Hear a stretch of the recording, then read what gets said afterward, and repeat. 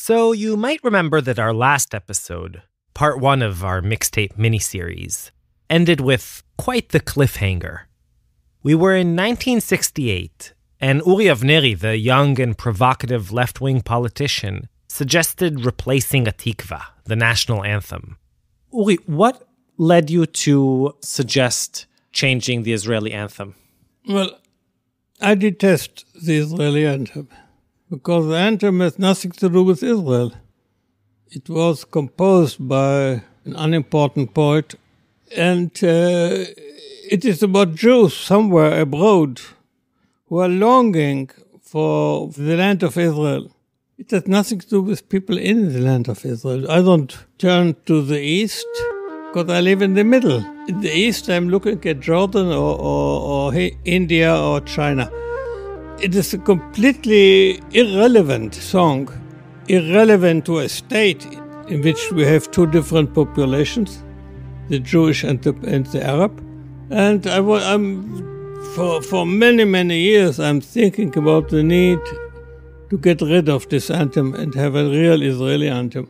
And his proposed new anthem was pretty surprising, coming from a lefty like himself. It was the unequivocal anthem of the Six-Day War, Yerushalayim Shel Zahav. Here's our Mixtape band's rendition of it.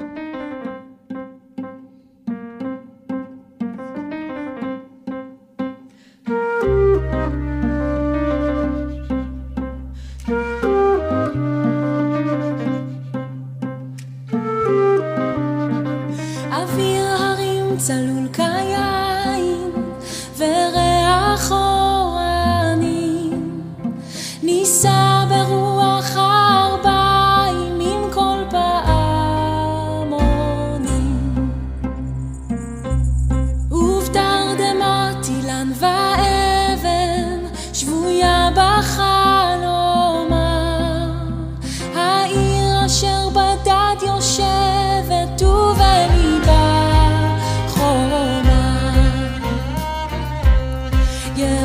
ירושלים של זהב ושל נחושת ושל אור הלא לכל שירייך אני כינור ירושלים של זהב ושל נחושת ושל אור הלא לכל שירייך אני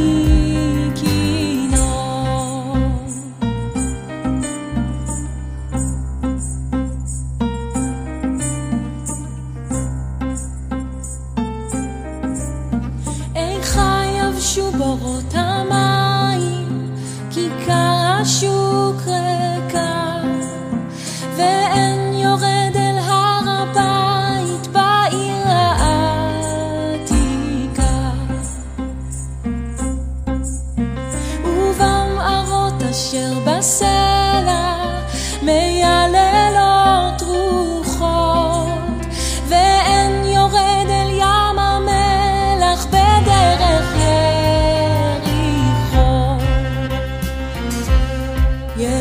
ירושלים של זהב ושל נחושת ושל אור הלא לכל שירייך אני כינור ירושלים של זהב ושל נחושת ושל אור הלא לכל שירייך אני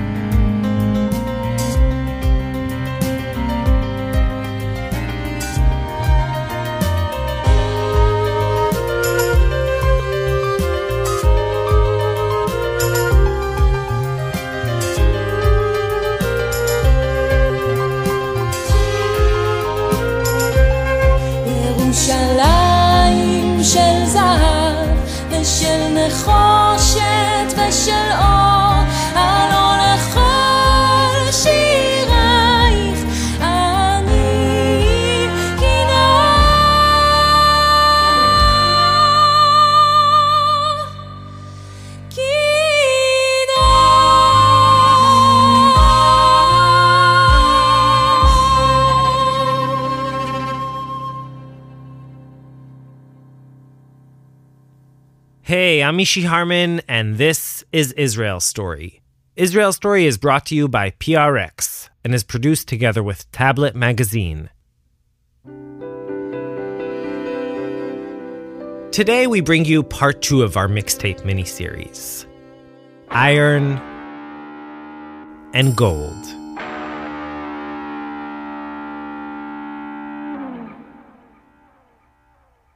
In this miniseries, we're telling the stories behind some of Israel's most iconic tunes. Stories that reflect the intricacies of Israeli society, the complications that are inherent in it. And in this episode, we go back in time more than half a century, to a month that, in a very real manner, shaped the way Israel looks till today. Okay, so Naomi Shemer's Yerushalayim Shel Zahav, or Jerusalem of Gold, which you just heard, was the song Avnery wanted to fashion into the national anthem. So I proposed it, and the Speaker of the Knesset told me that before he brings this bill, which I proposed, to the Knesset plenum, I need to have the agreement of the author, of Naomi Shemer. Uri met with Naomi to discuss the matter, but his proposal never made it to the Knesset floor. Hatikva was spared. Still, even today, and despite his objection to much of its content, Uri is convinced that Yerushalayim Shel Zahav is an anthem. And in a way, he's right. The song is probably the most recognizable and beloved Israeli tune ever. Time and again, it's voted the most important song in Israel's history. Here's Leli Shemer, Naomi Shemer's daughter. Maybe it sounds like a prophet that comes before the king. It's something very, very majestic about it. I don't know. It's all over the world. It's not only Jewish people. I can't explain it. There is something about this song that is magical. It's a song that built 2 musical careers of 2 modern-day Israeli prophets. One a prophet of hope and optimism, the other a prophet of gloom and despair. And if Yerushalayim Shel Zahav has reached such an iconic standing, so has its creator, Naomi Shemer. For me, Naomi Shemer is part of my being Israeli. That's Moti Zeira, Shemer's biographer. He and many others, really, feel that Naomi is a personification of a certain kind of Israel, a desired and longed-for Israel, of Eretz Yisrael HaYafa, innocent, beautiful, and simple. Naomi was born on Kibbutz Kinneret, on the shores of the Sea of Galilee. Her parents were pioneers and a very, very idealistic people. And she represents something that is very from here. Her writing gives a very unique melody or sound of Israeliness. You can smell the fields of Kinneret. It's the ideal sabra. By early 1967, Naomi was already a well-known songwriter. She was 37 years old, and having left both the kibbutz and her husband, she and Leli were living in Tel Aviv. But in the small, relatively poor state of the mid-60s, it wasn't easy for a single mom to pay the bills. And as a girl, I knew it. She explained it to me. It was part of my life, that it's not easy. Which is why Naomi was very happy when, in February 1967, she received a commission for a new song from Gilal Dema, the musical director of Festival HaZemer VaPizmon. This annual festival/pop music competition took place on Yom HaAtzmaut, Israel's Independence Day, in Jerusalem. It featured an accompanying symphony orchestra, and it was a big deal. There was no TV yet in Israel, but the festival was broadcast live on the radio, and the winning songs often became national hits. Gil told Naomi that Teddy Kollek, Jerusalem's then first-term mayor, had approached him with an exciting idea. While the votes for the songs participating in the competition were being tallied up, the audience would hear a few bonus tracks, new ones, written specifically about Jerusalem.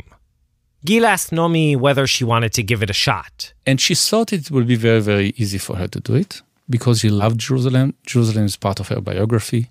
But when she actually sat down at the piano, she struggled. How, she wondered, could she possibly capture the holiness of a city that generations upon generations of poets and bards had been writing about for nearly 2,000 years? She even went up to Jerusalem, a divided Jerusalem, and took in its sounds and smells. That didn't help either. But just before she gave up, she remembered an old Talmudic tale she had studied as a schoolgirl. The tale of a piece of jewelry that Rabbi Akiva had given his wife as a way of saying thank you for encouraging him to study Torah. The piece of jewelry had an etching on it of Jerusalem. Jerusalem of gold, Yerushalayim Shel Zahav. In 24 hours or something. She wrote it and she gave it to Gil Dema.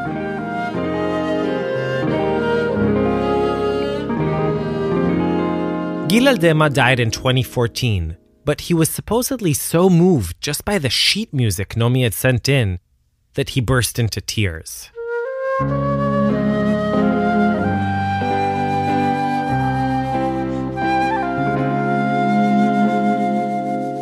She wrote a song very, very personal about her childhood, about her memories, about what she remembered from school, about Jerusalem of gold. She continued to tinker with the song, and when she was finally satisfied, she invited some of her closest friends over to her apartment to hear it. And one of them was Rivka Michaeli, her friend. We were close friends, really close friends. My name is Rivka Michaeli. I was born in Jerusalem. For my mother's side, I'm 9th generation in Israel, in Palestine. Rivka is a famous entertainer, actress, and singer. At the time, though, she was one of the country's leading radio broadcasters. It was very moving when she sang it. And then I said, both my parents were born in the old city, and my father, he dreams about the old city all his life. Every night he is in the old city. Rivka told my mother, Nomi, the song is not complete. Something is missing. What about the old city? And then she added the important part. איכה יבשו בורות המים, כיכר השוק ריקה, ואין פוקד את הר הבית בעיר העתיקה. How have the cisterns dried up, the line goes. The marketplace is empty, and no one frequents the Temple Mound in the old city. It's talking about the emptiness of the old city. Now, remember that this is all before the Six-Day War. And while Jerusalem's old city certainly wasn't empty, as many critics of the song have since pointed out, it was empty of Jews. It was part of Jordan. In any event, once the song was ready, Nomi and Gil began looking for someone who could sing it at Festival HaZemer VaPizmon. And that's how I'm in the story again. A few months earlier, 11-year-old Lely had been listening to a young talent show on her transistor radio. And then I hear a voice like bells, like John Baez with a guitar. And I called my mother, Ima, boy, this is the sound that you like. Look how she sings, how beautifully, how like something from abroad, but so Israeli.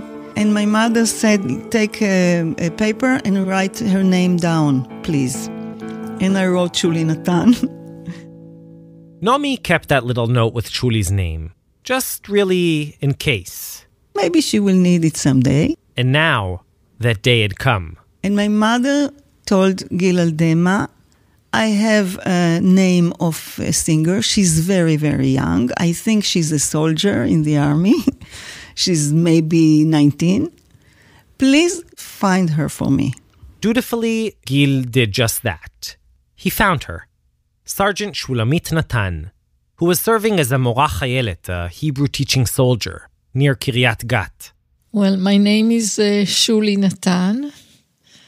I was born in London and arrived in Israel when I was 2.5 years old. Needless to say, Shuli was completely unprepared when, on a cold winter day of February 1967, she was summoned to the offices of the regional council, where her mother was on the line. She was sure something terrible had happened. And the first thing my mother said, "Shuli, don't worry.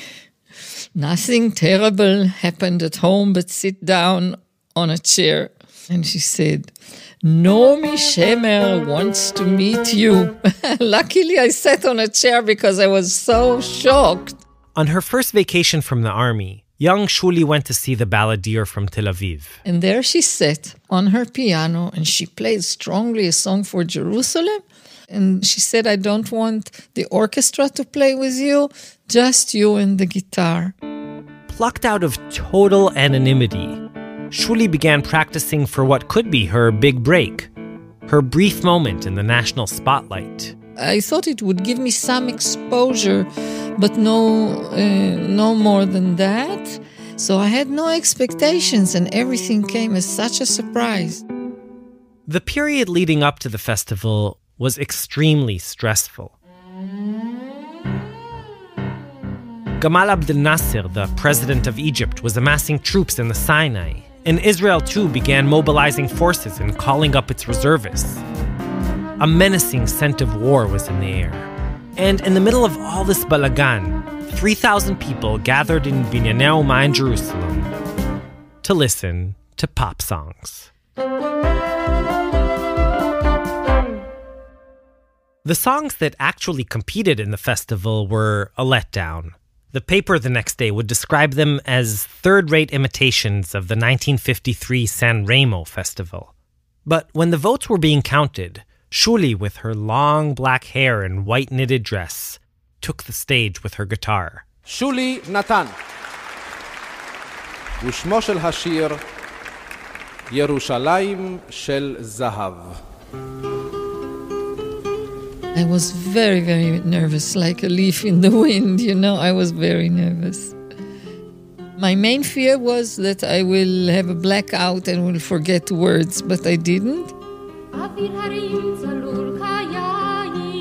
Shuli sang of holy places, of Jerusalem's glorious past and golden future.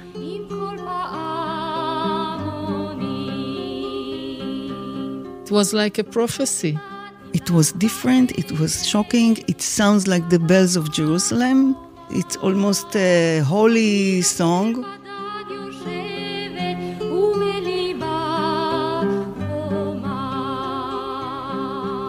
It's a prayer, it's expression of hidden, mutual longing for something you can't touch.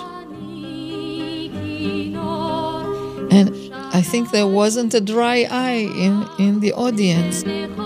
When I finished to sing, first of all, there was a quiet. And then there was such applause. Unbelievable. You could hear from the clapping hands and from the applause and everything that something is happening. It was like blowing the mind of everybody.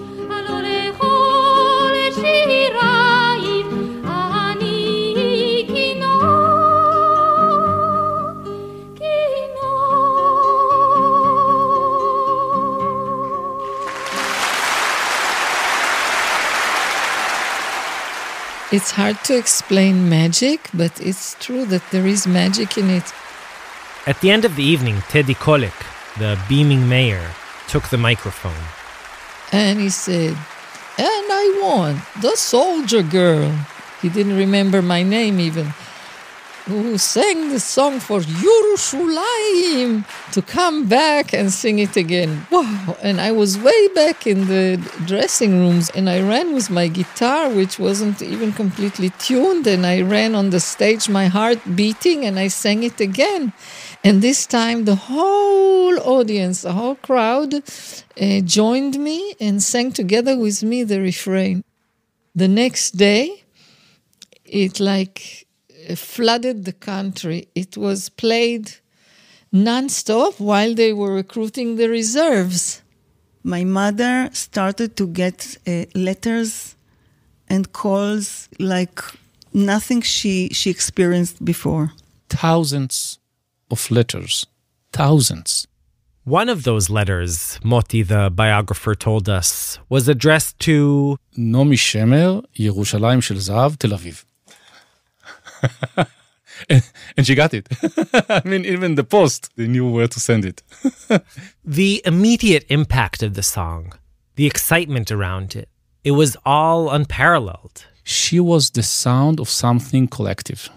I mean, people didn't know what will happen. The reserve soldiers were already, on the borders. The associations were all over about the Shoah, about the Holocaust. I mean, the question of whether Israel can still exist after the war was not so. People felt that it's not true. In a nation preparing for war, Nomi's uplifting words struck a chord.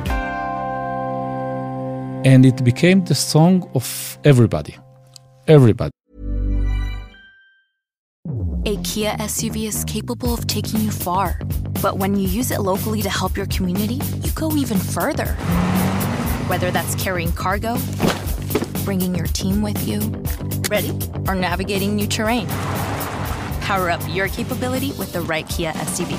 Do more with the Kia Sportage, Kia Telluride, Kia Sorento, or Kia Seltos. Kia. Movement that inspires. Call 800-333-4KIA for details. Always drive safely. Among the thousands of reservists waiting around for war to break out was a 25-year-old paratrooper called Meir Ariel. Here's his widow, Tirza. They didn't stop putting Jerusalem of gold, Jerusalem of gold, Jerusalem of gold. You couldn't hear anything else in the radio except this song. Meir was from Kibbutz Mishmarot, near Pardes Chana.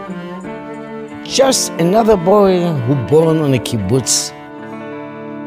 Tractor driver. And a few weeks earlier, on a Saturday afternoon, he had been called up for reserve duty. I just remember it was just another day, and everybody jumped to the uniform. And me and Meir didn't have a baby yet. And Meir's parents came to our apartment. And I wanted them to live. I wanted Meir to myself. I had to try to have a baby before he's going to the war. I cannot lose him, and he's looking. His looking was something like you can never meet in this world. Maybe there is some few that look not bad. But for me, he was everything money can buy, okay? I think I was the Queen of Beauty, and he was the King David. That's what I have to say. What was the question? When the war broke out on June 5th, 1967, Meir's brigade had a historic task. Meir was a tzנחan, parachuter. He was fighting in Jerusalem. Meir participated in the Battle of Ammunition Hill, in which 36 of his fellow paratroopers were killed. He continued through Sheikh Jarrah, took over the Rockefeller Museum, and on the morning of June 7th, the third day of the war, he entered the Old City and reached the Western Wall.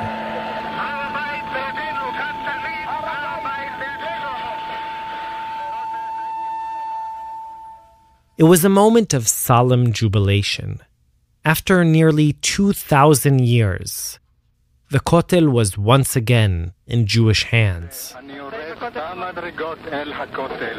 An almost uncanny fulfillment of the dreams Nomi had expressed in her song. And there was really only one way to capture the magnitude of the moment. The paratroopers in the Kotel started to sing Yerushalayim Shel Zahav.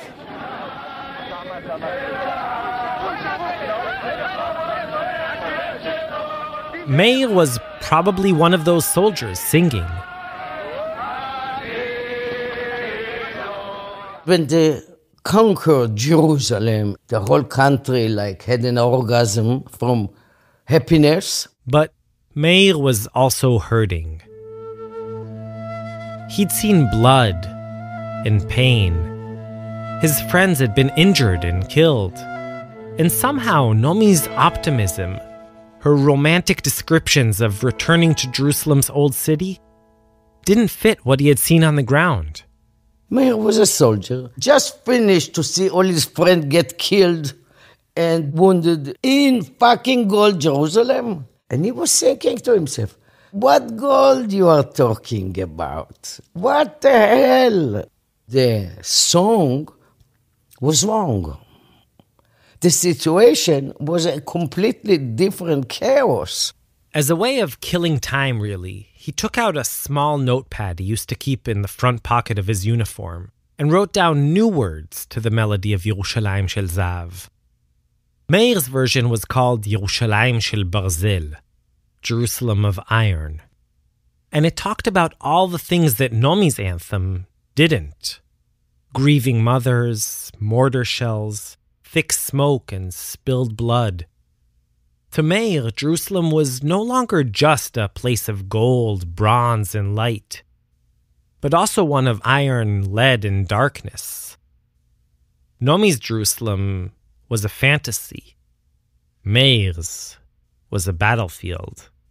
He wanted to give expression to what he experienced in the war. And this was the vehicle to express it. But he didn't think to do anything with it. It just that was for the soldiers' friend he had when they finished something and they got together around a fireplace. They used to sing. It was very easy. I mean, everybody knew the melody of Yerushalayim Shel Zahav, and when he performed it in his unit, so it expressed something that they felt. Shortly after the war, there was a big official gathering of paratroopers at the newly liberated amphitheater on Mount Scopus.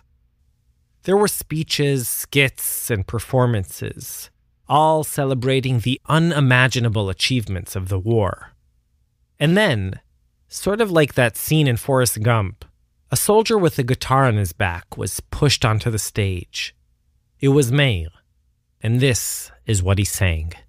Yerushalayim Shel Barzel V'shel Oferet V'shel Shchor Halo lechomotayich Karanu dror.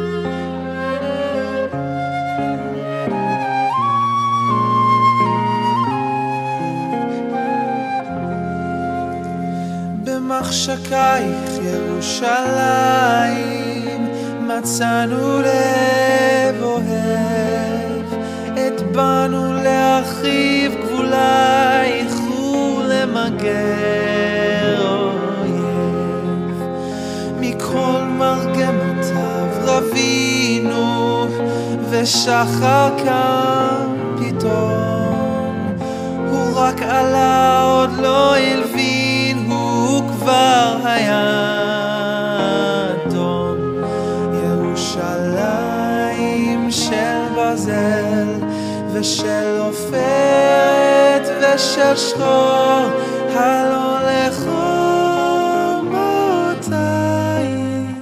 קראנו דרור ירושלים של זהב ושל עופרת מחלום ליד בין חומותייך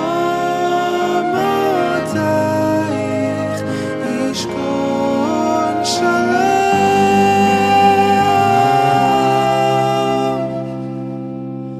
שלום.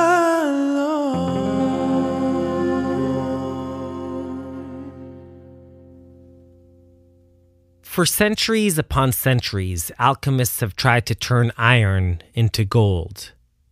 And then came along a curly-haired kibbutznik, and with a few lines turned gold into iron. When Meir sang, the same thing that had happened 3 weeks earlier at Binyanei Ha'Uma happened once more. It gave expression to something that they felt. as soldiers that just finished the war. Here's Meir's son, Shachar. The families that lost somebody in the Six-Day War are forever, in a way, in debt to my father for just saying that out loud. Because nobody else did, you know? No politician, no general, chief of staff. Nobody was talking about the fact that the price was so severe.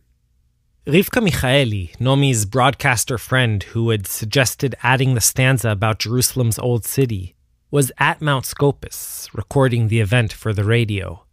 And after I heard this song, Jerusalem of Iron, I was astonished. Suddenly, the view of the war changed, and you saw it's not victory, it's blood, and it's smoke, and it's black. We knew there were young people that sacrificed their lives, but we weren't aware of it. We were so happy as a nation, and it was like popping the balloon when Meir came out with his song. How? Oh, ouch. Rivka recognized Meir's talent. She went up to him and asked, "What's your name?" He said, "Meir Ariel. Can you wait and I'll record this song?" And I recorded the song and I broadcast it next morning. It became a very strong hit, and it marked him as a protest singer. Meir, the tractor driver from Kibbutz Mishmarot, was nicknamed Hatzanchana Mizamer, the singing paratrooper, and thrust into the limelight. Right away they make a record out of this song, and for a while it was running in the radio even. What ensued was a copyright battle between Nomi and Meir, which was ultimately resolved, mainly in Nomi's favor. Meir was an unlikely hero. You see, he wasn't the anti-occupation rabble-rousing prophet he was later made out to be. He loved Hebrew. And he loved this place, he loved Israel, and he loved the people. He was just a member of a kibbutz, nobody. But suddenly, with this song, he was no longer nobody. Just like Nomi and Shuli, Meir had become a symbol. And he didn't like that. We ran out of the country because of this song, because they started calling him the parachuter singer. And he couldn't stand it. And he didn't like people tagging him to this or that movement. He wasn't a left-winger, he wasn't a right-winger.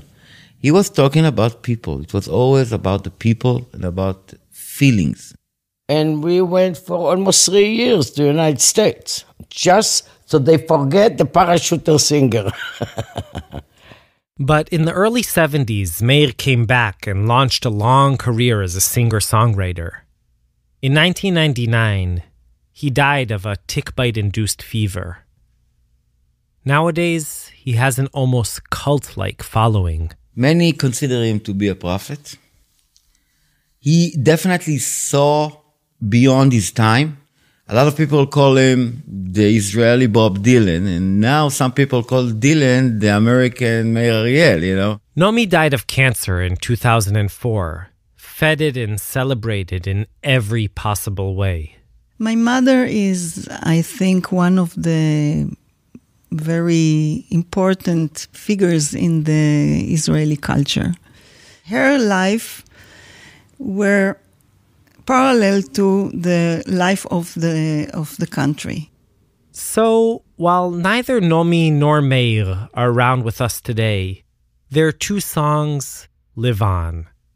And even now, half a century after the dramatic month that birthed them both, they represent two different Israels.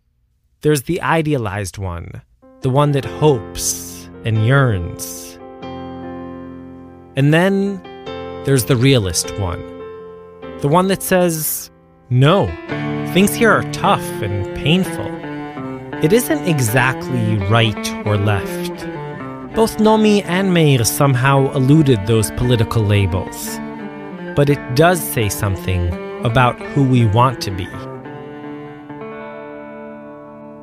pragmatists or dreamers.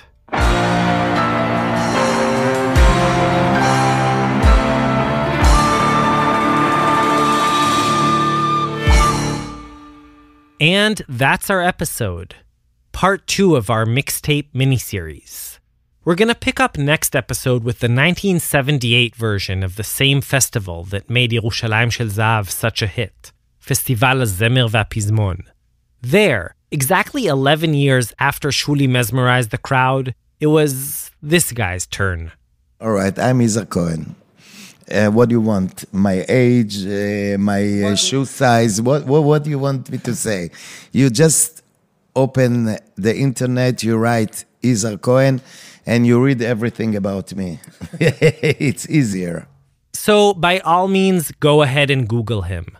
But be sure to tune in next time for an episode which is all about the Oriental, or Mizrahi music scene. Till then, you can catch up on all our past episodes, in both English and Hebrew, on our site, on iTunes, and on any of the other main podcast platforms. Also, if you want to help us grow and reach new listeners, please spread the word. Share your favorite episodes and stories on social media, tell your friends, your family, and sign them up to our feed. As always, you can also follow us on Facebook, Twitter, Instagram, all under Israel Story.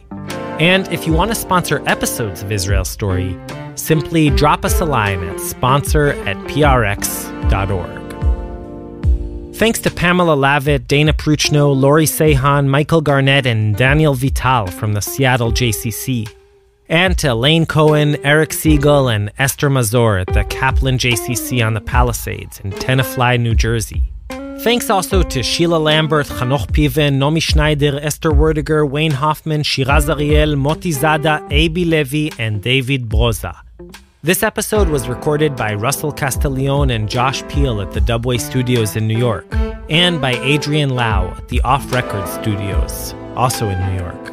Yochai Meital and Shai Satran edited this episode, and our favorite Sela Weissblum mixed it all up.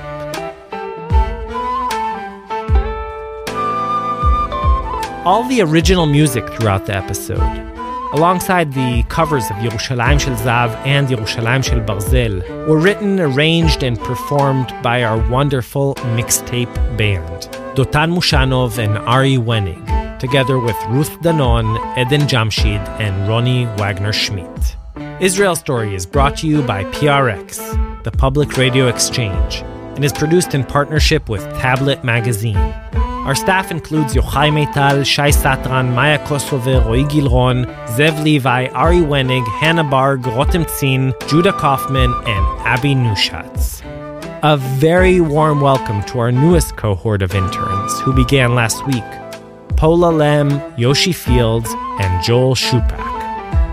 I'm Ishi Harman, and we'll be back very soon with part 3 of our mini-series. So till then, Shalom Shalom, and Yalla Bye. כרגיל, מילים ומנגינה נעמי שמר, ושמו של השיר ירושלים של זהב.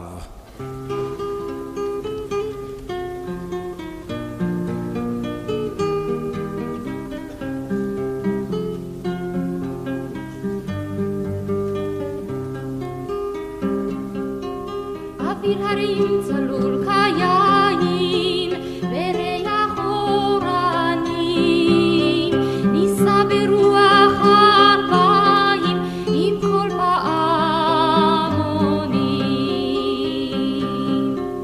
ובתרדמת אילן ואבן שבויה בחלומה העיר אשר בדד יושבת ומליבה ירושלים של זהב ושל נחושת ושל אור הלא לכל שירייך אני כינור ירושלים של זהב ושל נחושת ושל אור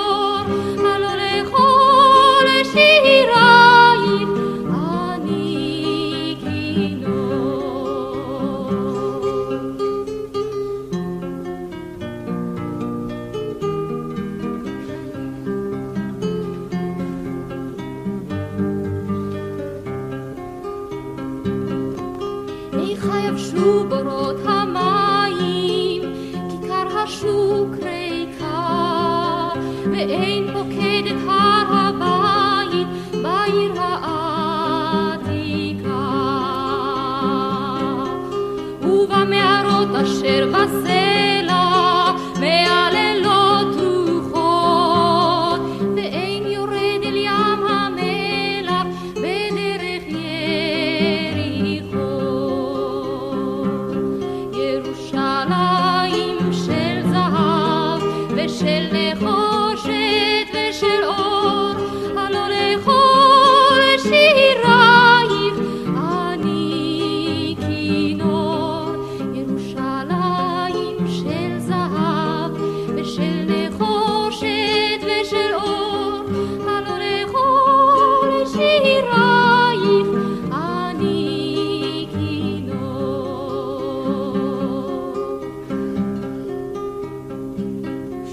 אך בבואי היום לשיר לך ולך לקשור כתרים, קטונתי מצעיר בנייך ומאחרון המשוררים. כי שמך צורב את השפתיים, כי נשיקת שרף, אם אשכחך ירושלים אשר כולה זהב. ירושלים של זהב ושל נחושת ושל אור, הלא לכל שירייך אני כינור. ירושלים של זהב ושל נחושת ושל אור, הלא לכל שירייך אני כינור.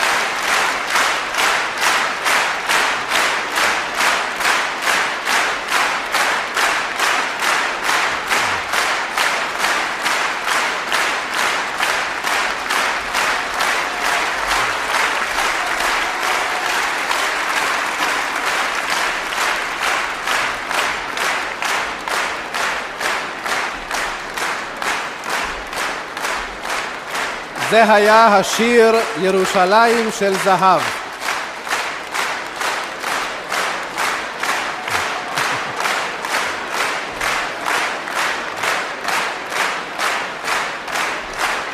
והערב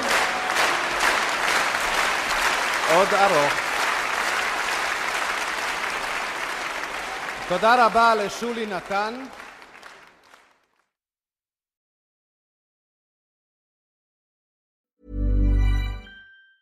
Your local McDonald's owners across Washington, D.C., Greater Baltimore, and Eastern Shore are committed community members who all celebrate the diversity of the neighborhoods that they serve. Black History Month is a special time to spotlight the many African American and Black individuals and organizations that have contributed to our area's growth and development. McDonald's sees, supports, and celebrates you now and all year long.